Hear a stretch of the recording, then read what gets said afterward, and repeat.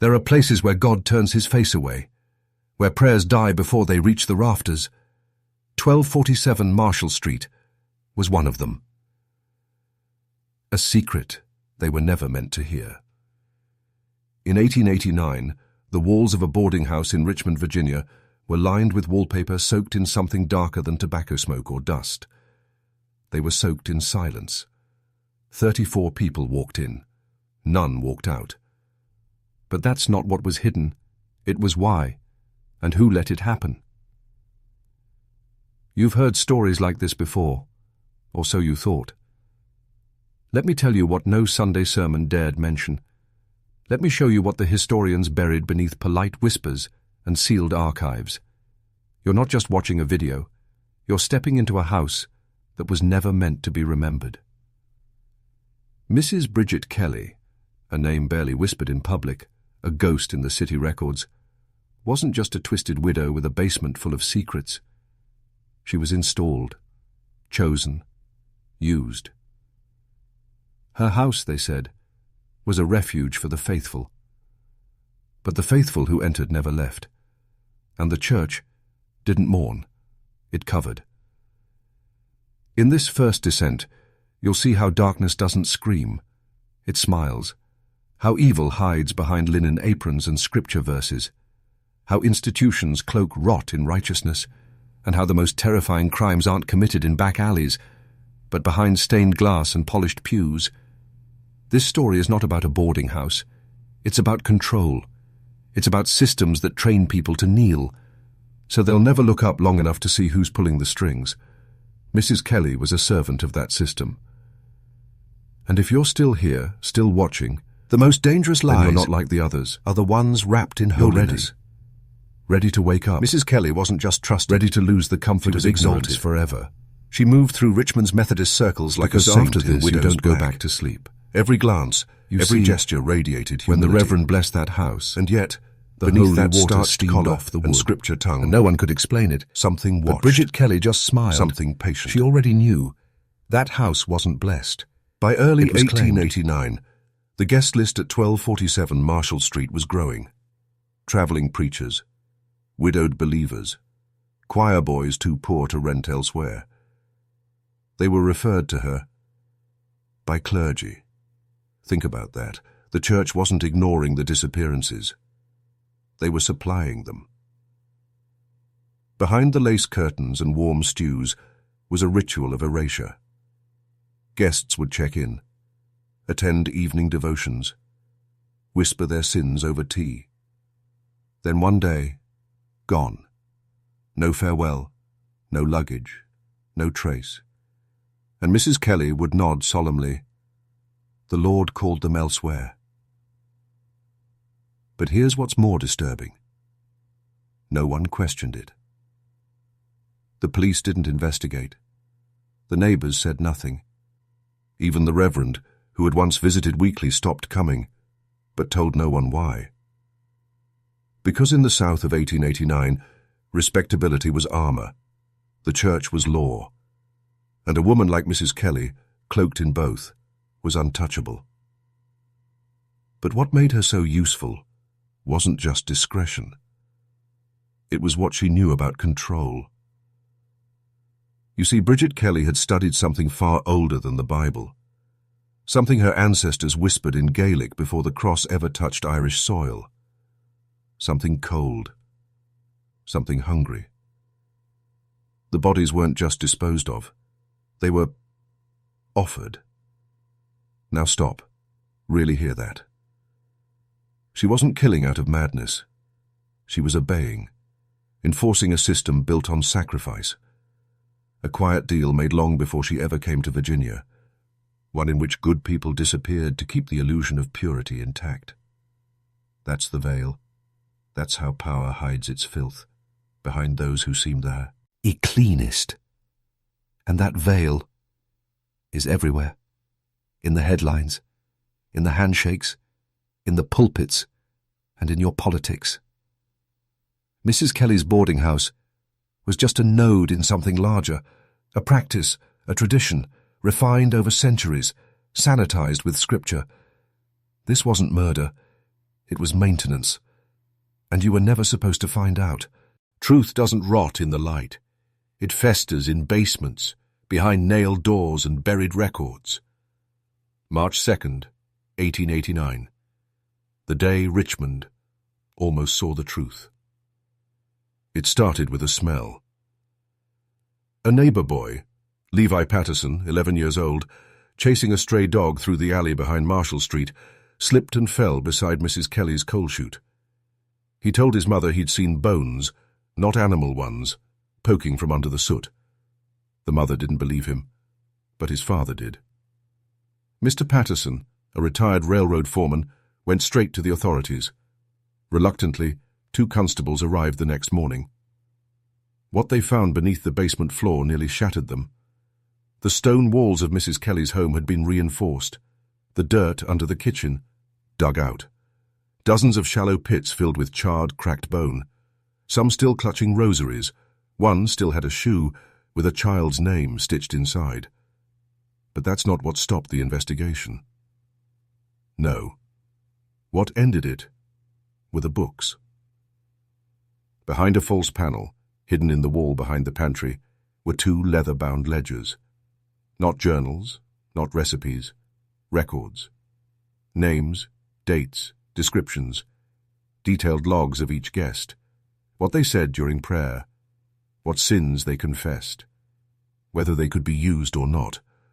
Some were marked with a cross, others with a strange symbol, an inverted triangle with a serpent inside. That was the trigger. Within 72 hours, the mayor ordered the investigation sealed. The church demanded silence.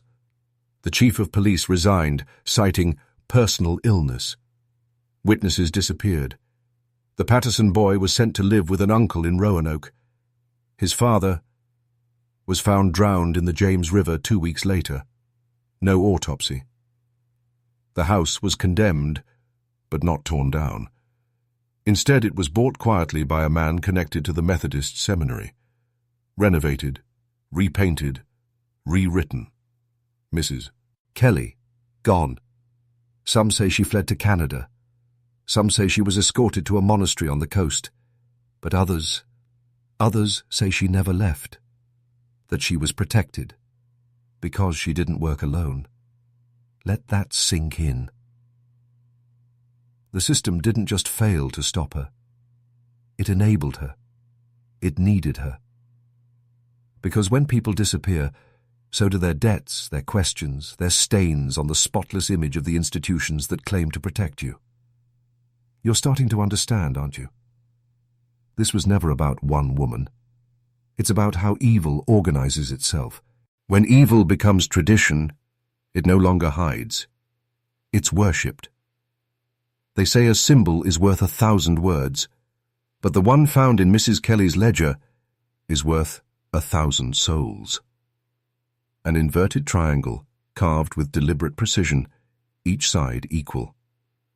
Inside it, a serpent coiled in 3 loops, head biting its own tail.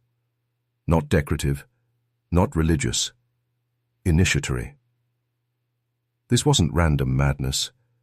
This was ritual architecture, the kind passed down through whispers, sealed in blood, and hidden beneath layers of moral theatre. The symbol wasn't unique to Mrs. Kelly's ledger. It's been found in other places. On chapel stones beneath the Vatican, in the margins of 17th-century Puritan exorcism texts, etched into the cellar walls of Salem homes abandoned during the witch trials. And always, the same formula: control the setting, confess the target, bind the will, remove the trace. That's what the triangle meant. It was a map for erasure. Understand this. Bridget Kelly wasn't just disposing of people. She was transferring ownership of their spiritual imprint, their confession, their frequency, their identity, all harvested, then voided. For who? Ask the serpent.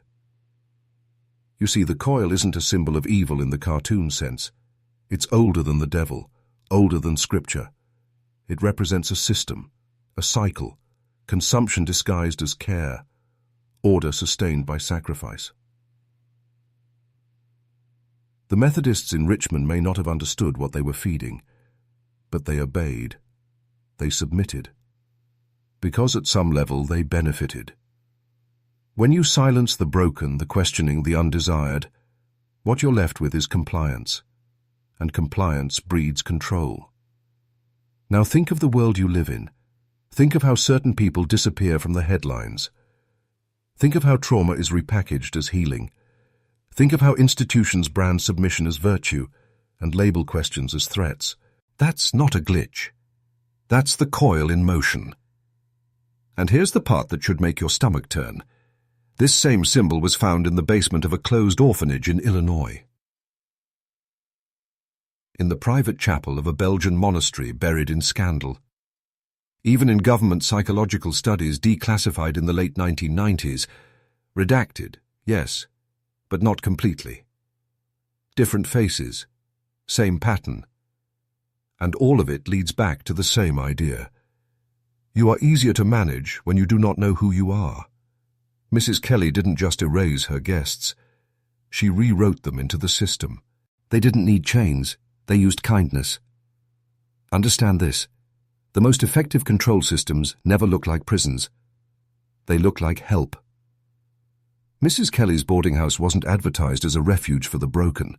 It was marketed as salvation. To widows, it was comfort. To orphans, it was sanctuary. To the clergy, it was proof that Christian virtue still thrived in a sinful world. But underneath that charity was calculation. You see, institutions, especially religious ones, learned long ago that force breeds resistance. But care disarms. Offer a hot meal, a Bible passage, a bed warmed by prayer, and the soul opens.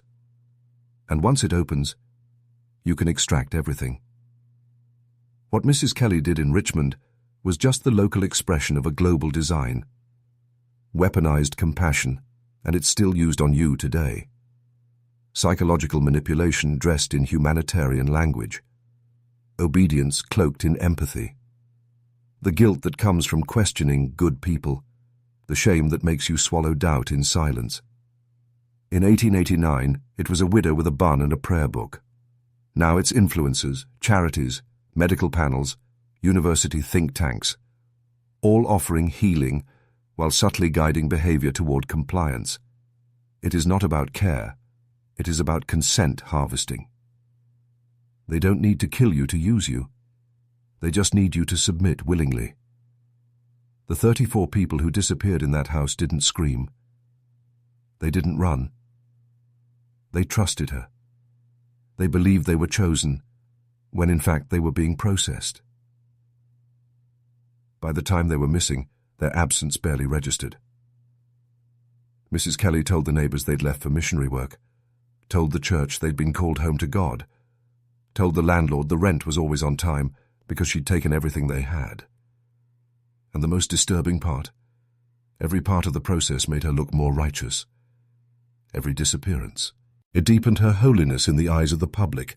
Let that haunt you. The more she erased, the more they praised her. Because when compassion becomes theater, erasure becomes sacred. And this is how entire systems of control are built, not on violence, but on the illusion of virtue. Power doesn't begin with money. It begins with memory and the right to erase it. You've heard of Bridget Kelly as a woman, a widow, a devout servant of the church. But she wasn't born into holiness. She was born into something far older and far more dangerous. The Kelly name traces back to Ireland, yes, but not to peasants or prayer warriors. To a lineage of keepers, guardians of forbidden rites that predate Christianity by over 1,000 years. They were called Na Caum Noiri Dorchadais, the keepers of the dark. Long before the church planted its cross in Irish soil, these families preserved rituals. Not demonic, not divine, just functional, tools for binding consciousness, memory, identity. Rituals designed not to kill, but to overwrite. Bridget's grandmother was one of the last known bone whisperers of Galway. Her mother, quietly exiled after a midwife's report, detailed chanting in a tongue that made the child stop crying before it was born. These aren't stories. These are records buried in Irish state archives, sealed under cultural sensitivity. You were never meant to connect the Kellys of Galway with the Kelly of Richmond. But look closer. Bridget didn't learn what she did in Virginia. She remembered. Her presence in Richmond wasn't accidental. It was placed. Through connections in the church, through quiet funding from transatlantic charities. She was installed like a keystone, a final link in a chain of ancient ritual hidden in the skin of modern faith. Now ask yourself, why would the Methodist Church endorse a foreign widow, recently relocated, no husband, no son, as the gatekeeper of traveling missionaries? Why did no one question her authority? Why was her application signed by a bishop who hadn't been seen in public for 3 years? Because the bloodline was the credential.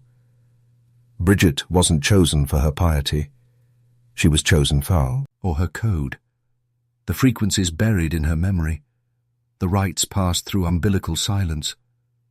She knew the ancient names, the ones the Vatican erased in its purges, the ones whispered during deliverance ceremonies in 16th century Poland, the ones still sealed in the black vaults of Geneva. And every time she lit a candle for a guest, it wasn't prayer. It was permission. Permission to feed the system. Because once you understand that power moves through blood, you stop asking who's in charge, and start asking whose blood built the throne. The most powerful prisons are inherited, and the moment you ask if you're free, you're not. Stop thinking this is about 1889. Stop thinking this is about Mrs. Kelly. Look around you. The system that fed on 34 souls in Richmond never died. It just changed clothes. They no longer need boarding houses. They have screens. They no longer need confessionals.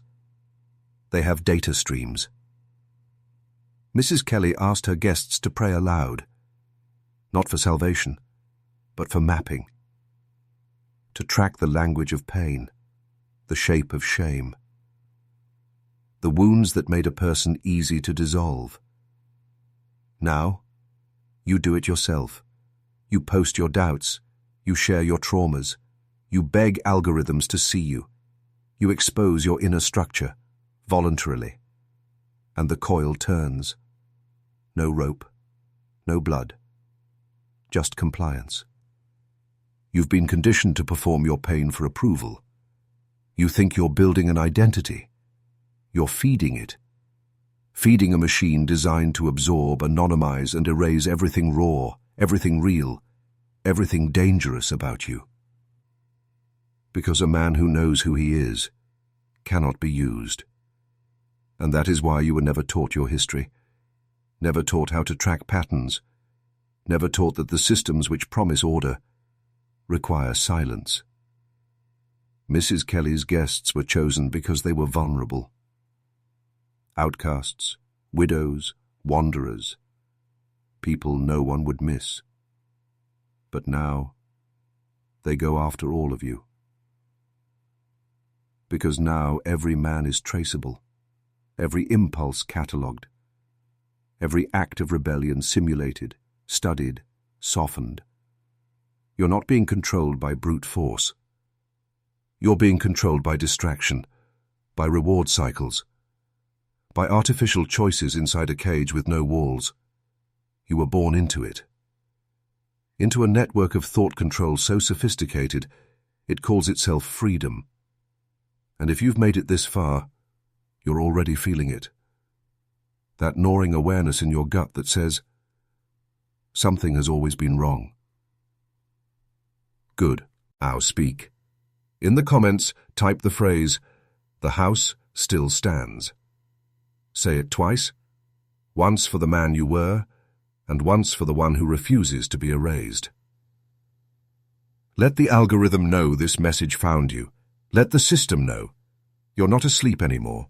Every institution that claims to protect you first learns how to bury you. By the spring of 1889, rumours of the missing guests had reached more than just curious neighbours. They'd reached the clergy, and not just Richmond's pastors. Letters were sent, quiet inquiries, whispers in candlelit vestries across state lines. But instead of outrage, instead of investigation, there was only stillness, a coordinated stillness. Within 2 weeks, the Methodist Conference of Virginia declared the matter settled by the Lord. No further questions, no public statements. The reverend who first endorsed Mrs. Kelly transferred to a parish in Kansas, no forwarding address. His replacement, younger, smoother, eyes like glass, took over with no mention of the past. Because the church didn't just fail to expose Bridget Kelly, it defended her function. Understand this. Large institutions aren't just buildings. They're systems of silence. Layer upon layer of plausible deniability. From pulpit to pew, from bishop to janitor, each piece is trained to defer upward until truth evaporates into hierarchy. What made the church so effective in this erasure wasn't its power. It was its ritualized language. When someone asked questions, they were told, "This isn't edifying. Focus on the spiritual, not the sensational. Judge not, lest ye be judged." These aren't scriptures. They're deflections, scripted mechanisms to shut down inquiry and protect the image of the institution. And here's the knife. This tactic didn't start or end in Richmond. The same phrases were used during the abuse scandals in Boston, during the cover-ups in Ireland, in missionary schools across Canada. Same structure, same silence, same coil. The church, you see, is not just a body of believers. It's a network of psychological control perfected over centuries, a machine that launders atrocity into tradition. Sure, as long as the uniforms remain clean and the cross is polished. Mrs. Kelly was not an anomaly. She was a prototype. A test of how much darkness the public would tolerate, as long as it came wrapped in righteousness. And you? You were conditioned to defend that righteousness. But now that you've seen beneath the altar cloth, you can't unsee it. Not all who kneel are worshipping. Some are hiding the bodies. What they called exorcism was actually extraction. When authorities raided Mrs. Kelly's boarding house, they recovered 2 ledgers. One was made public, sanitized. It documented names, check-in dates, prayer meetings, meals served. The other, the second book, vanished. Not destroyed, not burned, relocated. Declassified letters from the Virginia Historical Commission suggest that book was handed to a private academic agency affiliated with the U.S. War Department.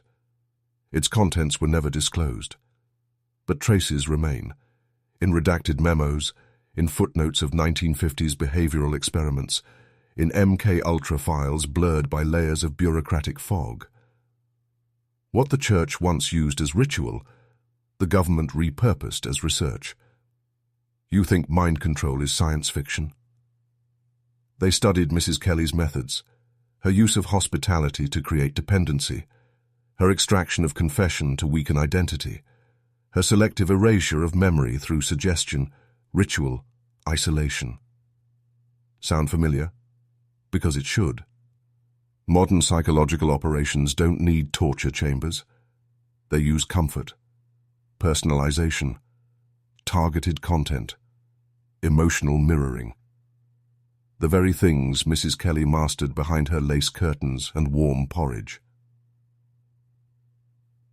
Here's the dark bridge they crossed. From religious obedience to behavioral compliance, from blessing a guest to breaking their sense of self.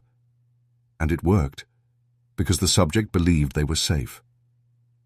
Today, you call it curated experience, feedback loops, user journeys. But make no mistake, those tools were built on rituals first tested in sacred spaces. Mrs. Kelly's missing pages contained not just lists of victims, but notes on responses. How each guest reacted to certain scriptures, What tones made them cry? What dreams they confessed after tea laced with laudanum? It wasn't murder. It was mapping. A blueprint for non-violent erasure. The most disturbing find.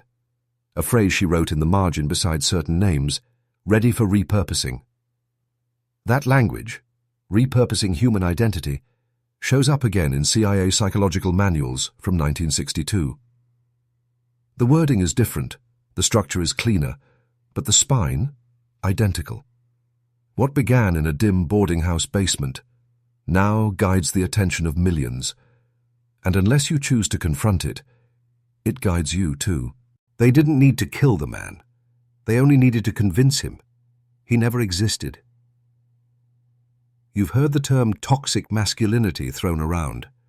You've seen the mockery of strength, the dilution of conviction, the programming that tells you ambition is aggression, that leadership is domination, that presence is oppression.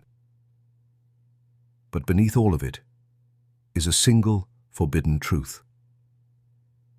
They fear men who know who they are.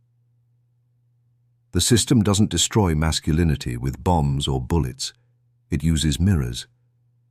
It reflects you back to yourself, distorted, broken, mocked, until you lower your own eyes, until you laugh at your own strength, until you willingly step out of your own role. Because a man who doesn't stand in himself can be rewritten, just like the guests in Mrs. Kelly's house. They didn't fight. They confessed. They conformed. Every night they sat in her parlor, reading verses about humility, submission, sacrifice. She praised their meekness. She erased their edge. And by the time she led them down the basement stairs, they didn't resist. They believed they deserved to disappear. That's where you are now, in a world that trains you to dim your fire before you even feel it rise, where your hunger for truth is labeled paranoia, your thirst for power is called dangerous. Your desire for sovereignty? Selfish. This is not a social shift. It's a descent protocol, engineered to pull you down level by level, not into death, but into neutrality. Because a neutral man doesn't build. He doesn't protect. He doesn't lead. He just exists, waiting for instruction. The war isn't over your paycheck. It's not over your politics. It's over your identity.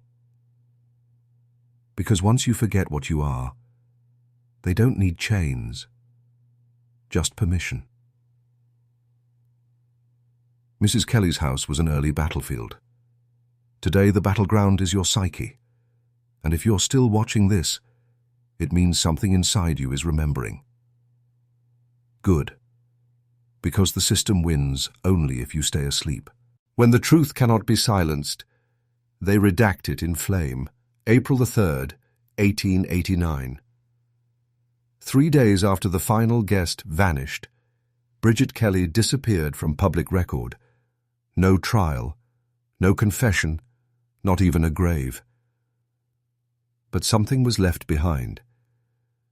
In the ashes of her upstairs writing desk, after the fire brigade hosed down the accidental blaze, a page was recovered, burned at the edges, ink warped, but one sentence remained untouched. It wasn't written in English. It was written in a script not recognized by any archivist at the Richmond Library. Runic? No. Gaelic? Not exactly. It was older, a sigil tongue, symbolic, rhythmic, not designed to be read, designed to activate. When linguists at the University of Edinburgh reconstructed the phrasing in 1972, they translated it, cautiously, into 7 words. What kneels willingly shall never rise whole. Read it again. What kneels willingly shall never rise whole. It wasn't a warning, it was a summary, a revelation, a doctrine.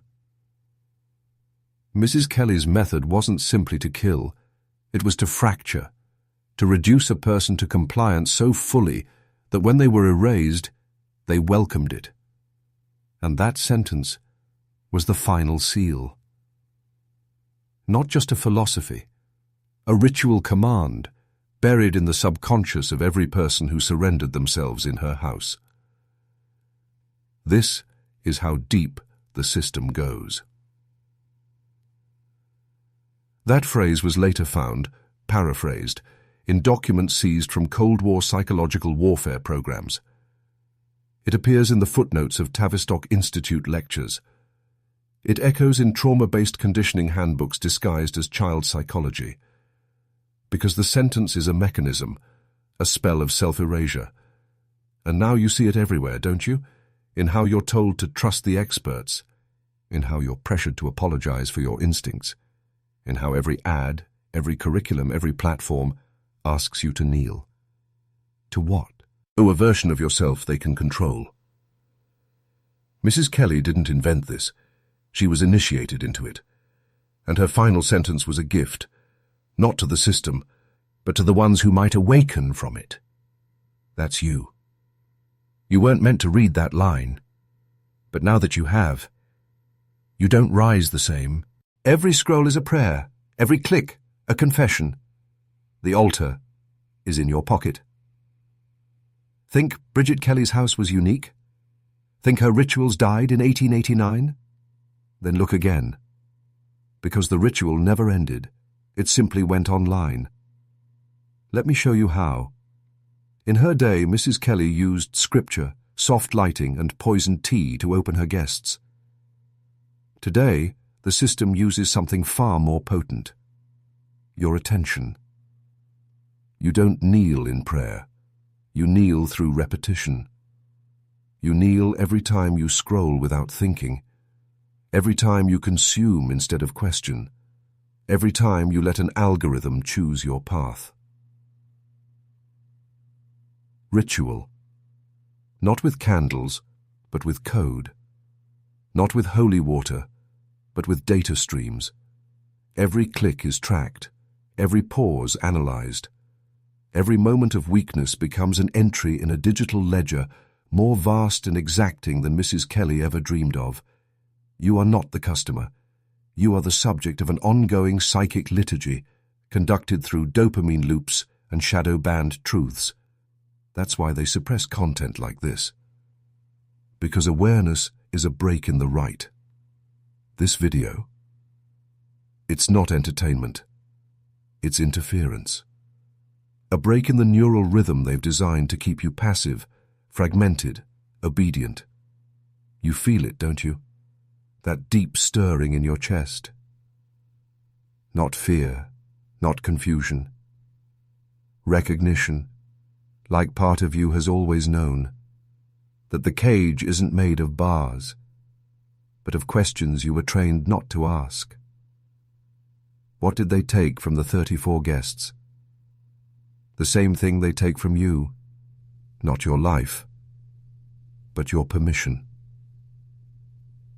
They shape you with content, disguise it as choice, then harvest your reactions to refine the next ritual. That's the new Kelly house. Not a building, but a system, and it reaches through every glowing screen. But here's the power. The ritual only works if you remain unconscious. You're conscious now. And that's why, in the comments below, I want you to write again. The house still stands. Say it twice. Once for the men lost to the ritual. Once for the man who refuses to kneel anymore.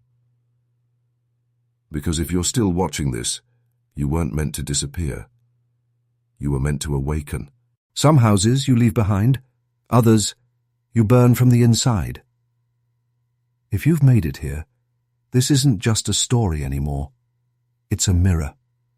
One that's been slowly, deliberately uncovered. Not to show you what's behind you, but to show you what's been inside you all along. You were never just a viewer. You were one of the 34. A modern guest in a modern house. A man slowly lulled into passivity. Distracted. Controlled, shaped. Until now. Because you saw it. You saw how the lie is wrapped in love, how the poison wears a gentle face, how institutions ask for your loyalty, not to protect you, but to digest you. You saw how Bridget Kelly was not a madwoman. She was a priestess of a hidden liturgy, a test of how deeply a man could be unraveled through his own trust. You saw how that liturgy evolved into modern systems, how churches became platforms, how sermons became algorithms, how confession became content, and you chose to stay awake. Most would have clicked away by now. Most always do. But you're still here, and that means something. It means the ritual failed on you. Because here's the ultimate forbidden truth. The system can only erase the man who forgets that he's divine. Not religiously divine, strategically divine. A sovereign entity, with will, with memory, with fire. The kind they cannot program, the kind they cannot repurpose. This isn't just about Mrs. Kelly. It's not just about 1889. This was your reintroduction to yourself. The you they trained you to forget. The one who sees patterns in chaos. The one who questions. The one who builds after the fire. Now that man stands in the ruins of the house, not weeping, not running, but watching it burn, because he knows nothing real is lost in the fire, only the lies are flammable. So now I ask you, not as a narrator but as a witness, what will you build in the ashes? The system is watching. Guy, the ritual is still humming, but you're not theirs anymore. You are now the keeper of forbidden memory. Welcome back. Welcome home.